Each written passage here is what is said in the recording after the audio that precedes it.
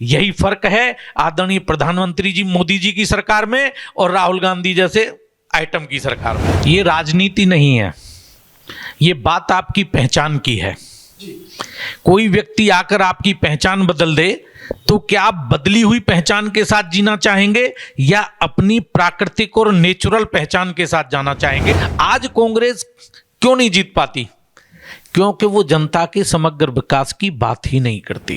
कि आदरणीय प्रधानमंत्री मोदी जी के सामने राहुल जी कहीं ठहरते नजर नहीं आए, इसीलिए वो फेल हो गए।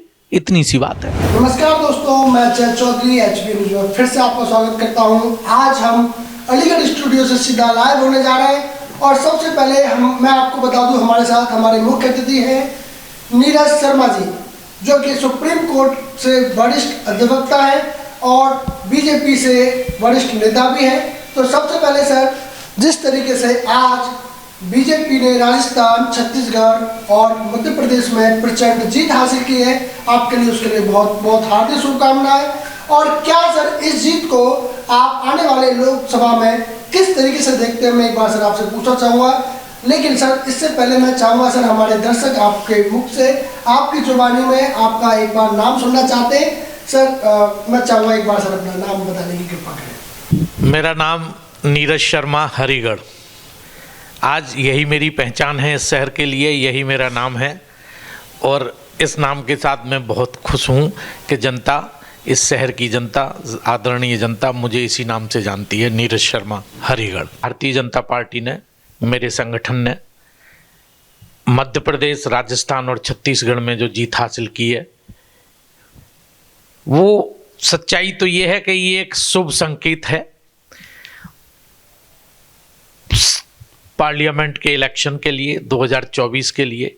और ये 2024 के इलेक्शन का एक आगाज भी है और हर विपक्षी दल ये समझ ले कि ये जनता, इस समस्त पूरे भारत की जनता सिर्फ भारतीय जनता पार्टी को चाहती है, सिर्फ आदरणीय प्रधानमंत्री मोदी जी को वो अपना प्राइम मिनिस्टर देखना चाहती है।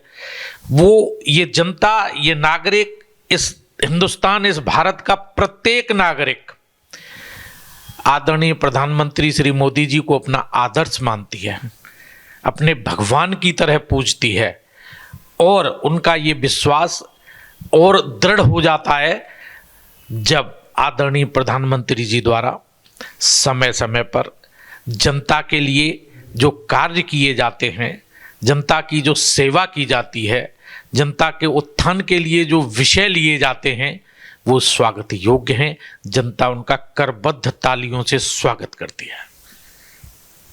ये भारतीय जनता पार्टी का 2024 के इलेक्शन का आगाज है और चेतावनी है विपक्षी दलों के लिए कि ये आदरणीय प्रधानमंत्री मोदी जी का जो विजय रथ है, ये उनसे रुकने वाला नहीं। ये जीत ही हासिल करेगा और जीत ही इसका अंतिम लक्ष्य है। जी सर, मैं बात करूंगा अभी अलीगढ़ की। जिस तरीके से आपने इस नई सोच, नई मुहिम को आपने अलीगढ़ में जिस तरीके से आप लेकर आए, मैं बात कर रहा हूं उस मुहिम की कि अलीगढ़ मांगे बदलाव, हरिगढ़। तो क्या सर जनता जिस तरीके से अलीगढ़ की राजनीति में बदलाव देखना चाहती है, तो क्या उस राजनीति के बदलाव में कहीं कहीं वो आपको भी देखती है? तो सर इस बारे में आप क्या कहना चाहेंगे? अलीगढ़ चाहे बदलाव, ये मेरे दिल से जुड़ा हुआ मुद्दा है। ये एक नई सोच है, एक नई ऊर्जा की अभिव्यक्ति है। इस शहर के लोगों को हरिगढ़ मिलना चाहिए क्योंकि ये सब हरि हैं, हरि के बच्चे हैं, हरि के लिए हैं, हरि से हैं। जहाँ तक आपने जो प्रश्न किया कि इस शहर की जनता की जुबान पर सिर्फ आपकी इस मुहिम और आप मेरी इस मुहिम और मेरा सिर्फ नाम है, तो इस जनता के इस प्यार के लिए, जनता की इस अभिव्यक्ति के लिए, जनता के इस लगाव के लिए, जनता के इस जुड़ाव के लिए मैं नीरज शर्मा, हरिगढ़, जनता का दिल के अंतःकरण से स्वागत करता हूँ, सम्मान करता हूँ, धन्यवाद देता हूँ। और जनता अगर ये सोचती है, ये चाहती है कि ये बदलाव, राजनीतिक बदलाव में परिवर्तन लाए, तो जनता के इस प्यार का, इन भावनाओं का सम्मान ये पार्टी अवश्य करेगी, क्योंकि ये पार्टी जन जन की भावना से जुड़ी हुई है, जन जन की भावना को समझती है। मैं जिस संगठन से हूं मैं वही करूंगा जो मुझे संगठन आदेश देगा। इलेक्शन लड़ना और न लड़ना ये मेरा विषय वस्तु नहीं है, ये संगठन की विषय वस्तु है। संगठन जिस पर अपना आभार व्यक्त करेगा उस व्यक्ति को उसका सम्मान करना होगा, वो चाहे वो मैं भी हो सकता हूं, वो कोई और भी हो सकता है। तो इस जनता के प्यार के लिए, जनता की भावनाओं के लिए मैं उनका अंतःकरण से, दिल के अंतःकरण से उनका सम्मान करता हूं, धन्यवाद देता हूं। और रही बात 24 के इलेक्शन की, तो इन भावनाओं का सम्मान, इन भावनाओं की कद्र, इन भावनाओं का आदर संगठन करेगा, संगठन को करना चाहिए, संगठन करता भी है। और मैं संगठन का एक सिपाही हूं, संगठन का जो भी आदेश मुझे होगा वो मेरे लिए सर्वोपरि होगा। जी सर, जिस तरीके से आपने बताया कि संगठन जो आपको कार्य करने के लिए देगा आप उसको बखूबी निभाएंगे, तो मेरा एक छोटा सा सवाल आपसे और है। जिस तरीके से अलीगढ़ में 25 सितंबर को हमने देखा, अलीगढ़ सांसद सतीश गौतम जी का एक वीडियो वायरल हुआ था, जिसमें सांसद सतीश गौतम जी ने महिला विधायिका जी के हाथ पर हाथ रखा और वो जिस तरीके से हम वीडियो देख रहे थे वो वायरल हुआ। तो सर उसके बारे में आपकी क्या राय है? जैसा आपने बताया कि 25 सितंबर को कोई वीडियो आया, वायरल हुआ और करोड़ों लोगों ने उसको देखा, तो मैं आपसे यही कहूँगा कि शायद वो वीडियो मैंने अभी तक नहीं देखा। और अगर इस तरह की कोई असुचितापूर्ण हरकत हुई है तो ऐसा वीडियो मैं देखना भी पसंद नहीं करूँगा। मैं भारतीय जनता पार्टी का एक कर्मठ सच्चा सिपाही हूँ और जब जब समय समय पर जो भी दायित्व ये संगठन मुझे देगा मैं उसका निर्वहन करूँगा। हाँ, लेकिन इतना अवश्य कहना पसंद करूँगा कि अगर ऐसी कोई हरकत हुई भी है तो ये नहीं होना चाहिए, क्योंकि किसी भी शहर का प्रतिनिधि होने के नाते, किसी भी शहर का संभ्रांत नागरिक होने के नाते और इंसानियत के नाते हम सभी को शुचितापूर्ण व्यवहार करना चाहिए। हमारा आचरण ऐसा होना चाहिए जो दूसरों को कष्टप्रद ना हो, और वही आचरण हमें दूसरों के साथ करना चाहिए जो आचरण हम दूसरों से उम्मीद करते हैं कि वो हमसे इस तरह व्यवहार करे।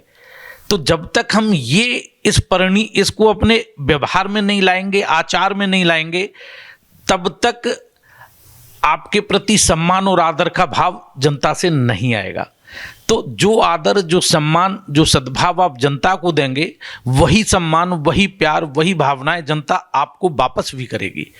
तो प्रत्येक व्यक्ति को महिलाओं के प्रति खासतौर से शुचितापूर्ण व्यवहार करना चाहिए और ये आवश्यक भी है, क्योंकि ये वो देश है जहाँ कहा जाता है कि जहाँ नारी की पूजा होती है, जहाँ नारी की पूजा होती है वहाँ देवताओं का वास होता है, निवास होता है।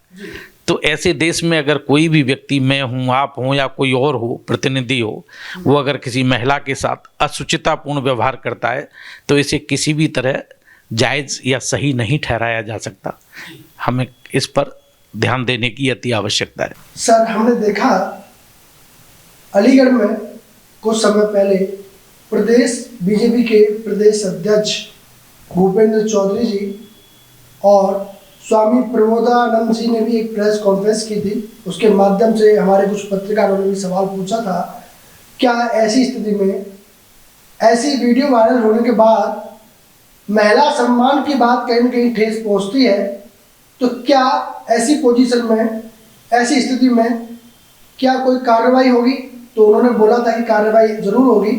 तो क्या सर ऐसी स्थिति में यहाँ के प्रतिनिधित्व करने वाले सांसद जी की छवि जनता के बीच में प्रतिकूल प्रभाव डालेगी? सर इसके बारे में आप क्या कहेंगे? आदरणीय भूपेंद्र चौधरी जी हमारे प्रदेश अध्यक्ष हैं जी, और शायद वो मेरे से भी अधिक इस संगठन की रीति नीति को समझते हैं। वो जो कुछ भी उन्होंने कहा होगा या जो भी वो करेंगे वो इस संगठन की रीति नीति के हिसाब से करेंगे, इस संगठन के संविधान के हिसाब से करेंगे। जो भी उचित लगेगा वो अवश्य करेंगे। वो हमारे प्रदेश अध्यक्ष हैं और उनका जो भी आदेश होगा वो सम्माननीय होगा, आदरणीय होगा। तो इस विषय में जब प्रदेश अध्यक्ष जी ने कोई बात कह दी तो वहाँ मेरा, आपका या किसी और के कहने का या उस पर क्वेश्चन मार्क लगाने का कोई प्रश्न ही नहीं होता। ये तो प्रदेश अध्यक्ष हैं, आदरणीय प्रदेश अध्यक्ष हैं। वो जो भी लेंगे वो रीति नीति के हिसाब से अपने तरीके से जो भी निर्णय लेंगे वो अवश्य लेंगे, अगर उन्होंने कहा है तो। सर, एक बात हम जानना चाहेंगे कि जिस तरीके से 3 राज्यों में प्रचंड जीत हासिल हुई है भाजपा को, मैं एक अपनी ओर से बधाई आपको देना चाहूँगा। जैसे कि विपक्षी पार्टियों से कहा जाता रहा कि सफाया हो जाएगा भाजपा का, और बड़े सोशल मीडिया पर तो बहुत कुछ कहा गया, लेकिन आज जिस तरीके से जीत हासिल हुई है तो ये किसकी जीत है? किसकी जीत इसे मालूम? ये इस देश की, इस भारत देश की समस्त जनता की जीत है। जनता का वोट है और इस जनता की जीत को मैं भारतीय जनता पार्टी का सिपाही होने के नाते जनता को ही अग्रसारित करता हूं कि जनता इस जीत का आनंद ले, एंजॉय करे। और भारतीय जनता पार्टी और संगठन की तरफ से मैं ये कहना चाहता हूं कि ये आगामी 2024 के इलेक्शन का शंखनाद है। हम इसी तरह आगे बढ़ेंगे और विजयश्री हासिल करेंगे, क्योंकि हम सब हरि के बच्चे हैं, हरि का काम करते हैं, हरि के लिए करते हैं। जी सर, मैं आपसे एक सवाल और करना चाहूँगा। जिस तरीके से आपने बहुत बड़े बड़े अलीगढ़ के नाम, बदलाव, हरिगढ़ को लेकर बहुत बड़े बड़े आपने उत्सव जैसे दीपोत्सव किए, जिसमें लाखों दीप आपने जलाकर खेलेश्वर पर उसको एक बड़ा रूप दिया। तो क्या सर आने वाले समय में यदि नाम हरिगढ़ रखा गया तो क्या ऐसे ही दीपों की तरह अलीगढ़ भी जगमगाएगा? मुझे कई इंटरव्यूज में, कई साक्षात्कारों में पत्रकारों ने यह प्रश्न किया कि अब अलीगढ़ हरिगढ़ होने वाला है, आपकी ये मुहिम अलीगढ़ चाहे बदलाव हरिगढ़ सफल हो रही है, अब हरिगढ़ होने के बाद आप क्या करेंगे? तो मैंने सभी पत्रकार बंधुओं को करबद्ध ये निवेदन किया कि आप सब मेरा साथ दें, क्योंकि हरिगढ़ तो सिर्फ शब्द का चेंज है, बदलाव है। ये मेरी मुहिम का आरंभ है, अंत नहीं। तो जब हरिगढ़ किसी मुहिम का आरंभ है तो हरिगढ़ कैसा हो, मुझे, आपको, हम सबको, इस देश की, इस क्षेत्र की जनता को इस पर काम करना पड़ेगा कि हरिगढ़ शहर कैसा हो। हरिगढ़ शहर जो आज प्रदेश में 28वें नंबर पर आता है, क्या आप नहीं चाहते कि वो शहर देश का और प्रदेश का नंबर 1 शहर हो? क्या आप नहीं चाहते कि इस शहर में सामाजिक सद्भाव और सद्भावना हो? क्या आप ये नहीं चाहते कि जो मोदी जी का विजन है $5 ट्रिलियन की इकोनॉमी, तो उस इकोनॉमी में इस शहर का भी एक योगदान हो? अगर ये सब कुछ आप चाहते हैं तो सिर्फ नाम का बदलाव तो इस मुहिम का आरंभ है, इसका आगाज है, अंत नहीं। ये शहर कैसा हो, जब ये स्वप्न पूर्ण होगा तब ये मुहिम पूर्ण होगी। सर एक छोटा सा सवाल इसी को लेकर मेरा, ये नाम बदलने की राजनीति सर ये किस ओर इशारा करती है? ये राजनीति नहीं है, ये बात आपकी पहचान की है। कोई व्यक्ति आकर आपकी पहचान बदल दे तो क्या आप बदली हुई पहचान के साथ जीना चाहेंगे या अपनी प्राकृतिक और नेचुरल पहचान के साथ जाना चाहेंगे? ये बात मैं आपसे पूछता हूं पत्रकार महोदय, और मैं ये जानता हूं कि इस सवाल का जवाब आपसे हाँ में आएगा कि जो आपकी वास्तविक प्राकृतिक जो नेचुरल पहचान है, आप उसी पहचान से जाना पसंद करेंगे। तो ये किसी राजनीति से प्रेरित नहीं है, ये आपकी पहचान की बात है, आपकी पहचान के लिए है। सर एक खास सवाल पूछना चाहेंगे, जिस तरीके से माननीय नरेंद्र मोदी जी द्वारा यहाँ के सभी समुदायों के लिए समान रूप से खाद्यान्न उपलब्ध कराया जा रहा है और साथ ही साथ आवास उपलब्ध कराए जा रहे हैं, बावजूद उसके भी कुछ एक जो समुदाय हैं हमारे यहाँ रहते हैं, वो तसल्ली नहीं है और वो सोशल मीडिया पर भी घास निकाल रहे हैं। क्या आप किस नजरिए से उन लोगों की मानसिकता को देखें? चाहे बात वो आदरणीय प्रधानमंत्री जी की हो, चाहे बात वो आदरणीय योगी जी की हो, सरकार जब भी कोई योजना लाती है वो सभी के लिए लाती है और देश के और प्रदेश के समग्र विकास के लिए लाती है। वो योजना ऐसे नहीं आती कि इस समुदाय के लिए है, इस समुदाय के लिए नहीं। तो जब कोई भी योजना देश के समग्र विकास के लिए होगी, संपूर्ण विकास के लिए होगी, उसमें कोई भी पक्षपात या भेदभाव नहीं होता। और जब जब आप देश का और प्रदेश का और शहर का और गांव का और घर का विकास करना चाहते हैं तो उसमें आप छुआछूत नहीं कर सकते, पिक एंड चूज नहीं कर सकते। सारी योजनाएं समता के साथ, सद्भाव के साथ, समग्र रूप से जनता के प्रत्येक व्यक्ति के विकास के लिए लाई जाती हैं ताकि देश में रहने वाले प्रत्येक व्यक्ति का विकास हो सके। पहला जवाब। प्रत्यारोप लगाया, तो जब जब आरोप और प्रत्यारोपों की बात होती है तो सरकार के किसी काम में जब भेदभाव नहीं तो फिर आरोप क्यों और प्रत्यारोप क्यों? ये नहीं होने चाहिए। ये बहुत ही, क्योंकि ये आरोप और प्रत्यारोप ये पॉलिटिक्स से प्रेरित होते हैं, राजनीति से प्रेरित होते हैं। जिनको ये लगता है कि भाई इन्होंने ये अच्छा काम कर दिया तो ये जनता में पॉपुलर हो गए। तो जब जनता में पॉपुलर हो गए, जनता उनके साथ जुड़ गई, जन भावनाएं उनके साथ आ गई। तो इन आरोप और प्रत्यारोप की जो राजनीति है वो तुष्टीकरण की राजनीति है, जिस पर कांग्रेस का स्ट्रक्चरल ढांचा खड़ा हुआ है। आज कांग्रेस क्यों नहीं जीत पाती? क्योंकि वो जनता के समग्र विकास की बात ही नहीं करती। उसकी योजनाओं का फायदा जनता को संपूर्ण रूप से संपूर्ण समाज में नहीं हो पाता। इसीलिए यही एक कारण है जिसकी वजह से कांग्रेस आज तक वापस नहीं आती। और मुझे लगता है कि अगर कांग्रेस इसी तुष्टीकरण की नीति पर चली तो वो इस देश में वापस सत्ता हासिल नहीं कर पाएगी, क्योंकि वो सत्ता के लिए काम करते हैं और आदरणीय प्रधानमंत्री मोदी जी जनता के विकास के लिए काम करते हैं। जनता के पेट में रोटी जाए, खाना जाए, इसके लिए काम करते हैं। उनकी किसी भी योजना को उठा लीजिए आप, चाहे आयुष्मान योजना हो, चाहे उज्ज्वला योजना हो, चाहे राशन वितरण योजना हो, चाहे वैक्सीन योजना हो, उनकी कोई भी योजना पिक एंड चूज करके नहीं आई। आपने देखा होगा कि एक नैरेटिव सेट हुआ, वैक्सीन वॉर। वो नैरेटिव क्या था? वो नैरेटिव ये था कि भारत में जो उत्पादन किया हुआ जो वैक्सीन है, कोवैक्सीन, ये सब स्टैंडर्ड है। लेकिन जब वैक्सीन लगने के बाद वैक्सीन का इंपैक्ट आया तो वो अमेरिका में निर्मित फाइजर और मैडोना से भी ज्यादा इफेक्टिव अगर कोई वैक्सीन था तो वो कोवैक्सीन था।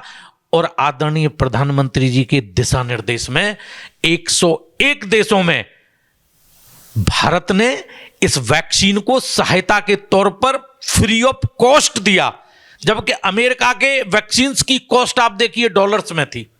तो यही फर्क है अमेरिका में और भारत में, यही फर्क है आदरणीय प्रधानमंत्री जी मोदी जी की सरकार में और राहुल गांधी जैसे आइटम की सरकार में। इसीलिए आइटम्स नहीं आएंगे। सच्चाई में, वास्तविकता में, ईमानदारी से कठिन परिश्रम करने वाले लोग ही अब इस देश पर, इस भारत पर सत्ता हासिल करेंगे, सत्ता में काबिज होंगे। और जब जब धर्म राष्ट्र धर्म से ऊपर आ जाएगा तब तब आरोप और प्रत्यारोप की राजनीति चलेगी। इसीलिए कोई भी धर्म राष्ट्र धर्म से बड़ा नहीं होता। अगर कोई धर्म है, अगर देश का विकास चाहते हैं तो सिर्फ हमें राष्ट्र धर्म का अनुकरण करना होगा। उसके अलावा और किसी धर्म के अनुकरण की फिर आवश्यकता ही नहीं रह जाएगी।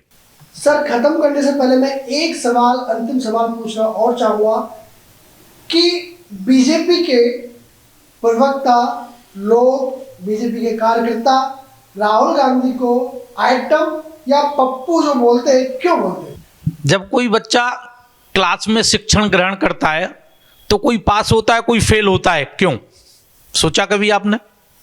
जी, आप ही बताएं। क्योंकि उसका आकलन, उसका मूल्यांकन, उसके मार्कों का गणना शिक्षक किया करते हैं। भाई किसी विद्यार्थी ने सवालों के सही जवाब दे दिए, पास हो गए, सवालों के सही जवाब नहीं आए, फेल हो गए। तो आदरणीय प्रधानमंत्री मोदी जी के जवाब देने का तरीका और राहुल जी के जवाब देने के तरीके को आप पत्रकार लोग ही तो तय करते हैं कि किसने सवालों का सही जवाब दिया, किसकी सोच जनता के फेवर की है, किसकी सोच इस भारत देश को आगे ले जाने की है। जब आपने इन सारे सवालों को, जवाबों को किया और पाया, तो आपने पाया कि आदरणीय प्रधानमंत्री मोदी जी की सामने राहुल जी कहीं ठहरते नजर नहीं आए, इसीलिए वो फेल हो गए। इतनी सी बात है। तो ये मूल्यांकन तो जनता ने आपके माध्यम से किया है पत्रकार महोदय। मैं HBN न्यूज के माध्यम से इस हरिगढ़ शहर के प्रत्येक निवासी को एक संदेश भी देना चाहता हूँ। आने वाला नववर्ष हम सब के लिए, आपके लिए मंगलमय हो, हरिमय हो, हरिगढ़ से हो, हरिगढ़ के लिए हो, हम सब के लिए हो। और एक और बात मैं विशेष तौर से कहना चाहूँगा कि इस 2024 के इलेक्शन में जिसका शंखनाद हो चुका है, जिसका बिगुल बज चुका है, भारतीय जनता पार्टी को अप्रत्याशित जीत देकर एक बार फिर आदरणीय प्रधानमंत्री जी के हाथों में अपना नेतृत्व सौंप दें। अलीगढ़ का बदलाव कर हरिगढ़ के रूप में लेकर आने वाले हमारे वरिष्ठ advocate Supreme Court Neeraj Sharma ji, जो कि हमारे बीजेपी के वरिष्ठ नेता भी हैं और हमारे साथ जुड़े हुए थे। उन्होंने अपनी हरिगढ़ की मुहिम को लेकर, अलीगढ़ की राजनीति को लेकर और आने वाले लोकसभा इलेक्शन को लेकर अपनी कई सारी बातें बताई, हमारे बहुत सारे सवालों के जवाब दिए और आगे भी मैं आप लोगों के बीच इसी तरीके से मसालेदार सवालों के साथ बना रहूँगा। देखते रहिए HBN न्यूज़। धन्यवाद।